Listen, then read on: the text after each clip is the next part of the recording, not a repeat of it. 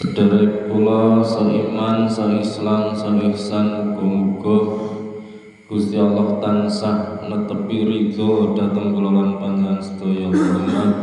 Amin. Lan iki atur kula sakedhik dene wa basyiril ladzina amanu wa 'amilus sholihati anna lahum jannatin tajri min tahtihal anhar kullama ruziqu minha min syamarati rizqan qalu hadzal ladzi ruziqna min qablu wa utu bihi mutasyabiha wa lahum fiha azwajun mutahharatun wa hum fiha khalidun. Dados tugase Kanjeng Nabi mung paring kabar bebungah dhateng tiyang Islam ingkang gadhah iman.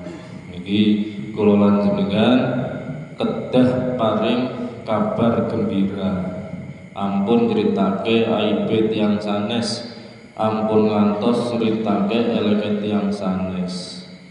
Dawuhipun guru kula ingkang saged tesih sambung wonten Kebumen niku nate kula merguru kalian Syekh Mahfud Ali Tajul Arifin niku wonten Sawangan Mursid Thorekoh Qadiriyah Narsabandiyah. Syekh Mahfud Ali Tajul Arifin niku wekdal wonten Baghdad niku mlampah.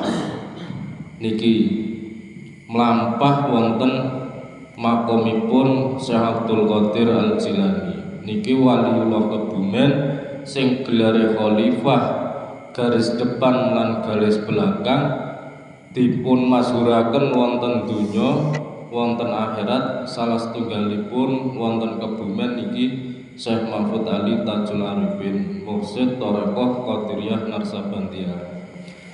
Niku gadah sopir utawa tukang becak sing biasa ngeterake naminipun Pak Hamdani. Dalemipun wonten seliling dukuh seliling. Lan niki tiyang sing bodho banget. Nek ken nalar ilmu niku mboten kuat.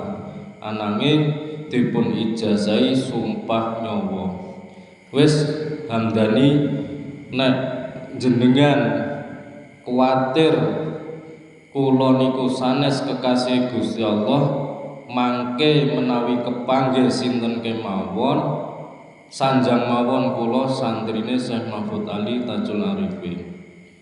Nek tesih ngeyel tiyang niku kok mboten masyhuraken kula waline Gusti Allah sumpah nyawa. Lah niki sumpah nyawa kelaku. Ora usah kaken ngomong nek guru kula sanes waline Gusti Allah salaman siki ngoten niku. Endi sing mati DZ ngoten.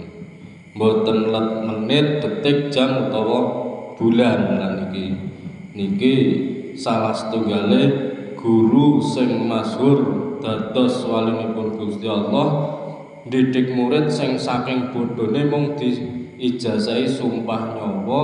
Nek wonten ngalami ribete dunya utawa kakean wong pinter kok mung ngomong tok niku salaman mawon. Nek guru kula niku walinipun Gusti Allah, ora usah kaken omong, wis yo salaman endi sing bener ngoten niku. Nek kula lan jenengan netepi dawuhe guru-guru kula niki sing wonten Kebumen dereng sing menika-menika insyaallah utawa hakul yakin golongan walinipun Gusti Allah niki kantun nderek mawon. Lah salah setunggalipun wekdal kula dipun dawuhi zaman akhir kedah kathah anggenipun maos zikir, maos sholawat lan maos istighfar. Niki aja pisan-pisan tinggal zikir, maos sholawat lan istighfar. Niki kula sepindah malih kula wangsuli niki kula sanes tiyang ingkang sae, sanes tiyang ingkang boten gadhahi kekurangan, ning tiyang sing kathah banget kekuranganipun teng mriki mung nyuwun estu kula nyuwun dipun rencangi anggenipun ngamal sholawat Jibril netepi dawuh-dawuh guru kula.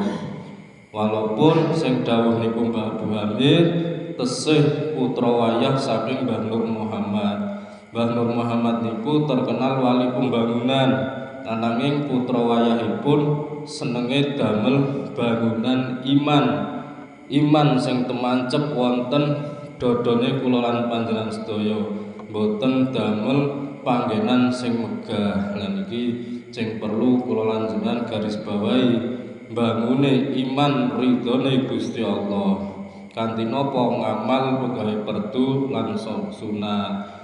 Niki Syekh Mahfud Ali Tajul Arifin niku nate njajal boten salat sepindah. Niki ceritane saged dipun telusuri dateng Pak Hamdani niku tukang becak angon wedhus penggaweane wonten Seliling.